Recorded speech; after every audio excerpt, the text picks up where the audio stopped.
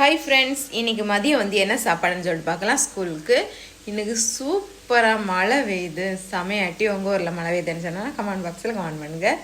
சூப்பராக இயற்கையை ஃபஸ்ட்டு பார்த்துட்டுலாம். சூப்பராக மழை பெய்யுது. இன்றைக்கி லீவாக என்னன்னு சொல்லிட்டு தெரில. இதுவரை மெசேஜ் வரையில் லீவ் இருக்காது, ஸ்கூல் தான் இருக்கும்.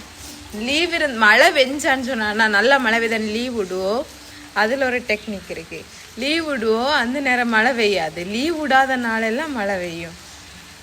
லீவ் விட்ட ஒரு செகண்ட் ஆகாது மழையும் விட்டுரும். ஆனால் ஃபுல்லுமே மழையும் இருக்காது. இப்போ வந்து மழை வெஞ்சுருந்தா இருக்கு. இதுவரை லீவ் விடையில மணி எத்தனைன்னு சொன்னான்னா 8 ஆகும். இப்போ வர நான் வேலை பார்க்காம தான் நிற்கேன். வேலை பார்க்குதேன். சோறு பொங்கியாச்சு. அப்புறம் வந்து காய்கறி கூட்டு ஒன்று வச்சுருக்கு. மீனை வந்து பொரிக்கணும். வாங்க வெடிக்குள்ள போகலாம்.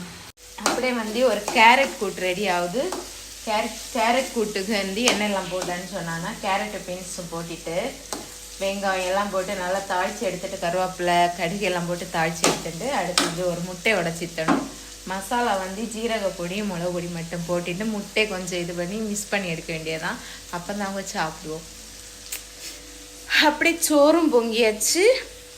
இது என்ன மீனன்னு எனக்கே தெரில. இது வெட்டம் வராது, தொலி உரிச்சன்மா என்னன்னு எனக்கு தெரில. இப்படியே போட்டு பொரிச்ச வேண்டியதான். தெரில என்ன மீனன்னு சொல்லிட்டு எனக்கு. அப்புறம் வந்து இது வந்து முள்ளு குத்து, இந்த முள்ளு சாவாழையா ஏதோ ஒரு சாவாழை. இதே தான் இன்னைக்கு வந்து பொரிக்கணும். இல்லை வந்து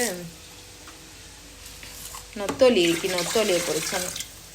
நொத்தோலியை ஃபஸ்ட்டு பொரிச்சிட்டு அதுக்கப்புறம் அந்த பெரிய மீனை வந்து சாயங்காலம் பொரிச்சு கொடுக்கணும். இப்போ வந்து நொத்தோலியை மட்டும் பொரிச்சு கொடுக்கணும். நொத்தோலி பொரிஞ்சுருக்கு. அப்படியே வந்தான்னு சொன்னான்னா மீன் முழுசாட்டு பொரிச்சிடணும். எப்படி இருக்கும்? செம்ம டேஸ்டாக இருக்கும். எலுமிச்சை எல்லாம் விற்று சாப்பிட்டானா மொத்தம் வாங்கடிச்சுதான். எனக்கு மீனை பற்றி என்ன அருமை தெரியும்.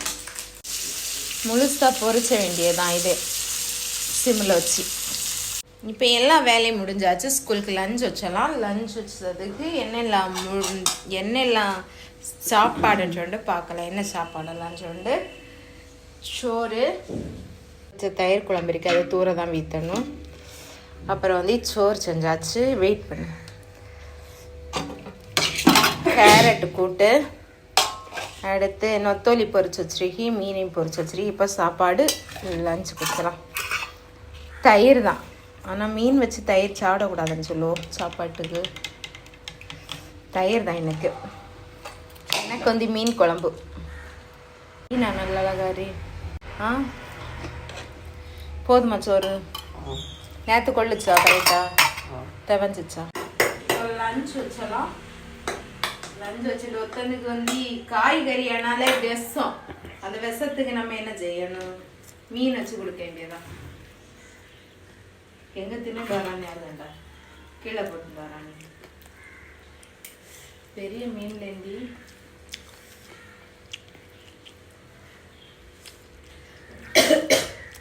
இப்படி வச்சு கொடுத்தா சாப்பிடும். முள்ளையில் எடுத்து கொடுத்தான்னு சொன்னாங்க. ஒருத்தனுக்கு வந்து கேரட்டு கூட்டு மீன் வச்சு கொடுக்கணும். ஒன்று நொத்தோலி வச்சவா இது வச்சிருந்தா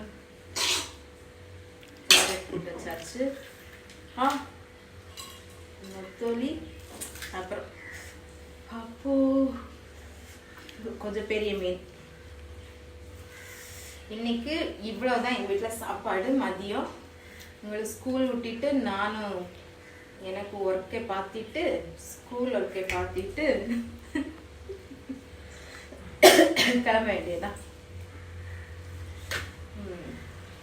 ஓகே, உங்கள் வீட்டில் என்னன்னு சொல்லிட்டு கமெண்ட் பாக்ஸில் கமெண்ட் பண்ணுங்க. எங்கள் வீட்டில் மீன் சாப்பாடு. இன்னைக்கு மீன் சாப்பாடும் கேரட் பீன்ஸ் கூட்டும். இவ்வளோதான் இன்னைக்கு. உங்களை ஸ்கூல் கூட்டிகிட்டு வரலாம். ஓகே, இந்த வீடியோ பிடிச்சிருந்தா லைக் பண்ணுங்க, சப்ஸ்கிரைப் பண்ணுங்க. ஓகே, பாய்.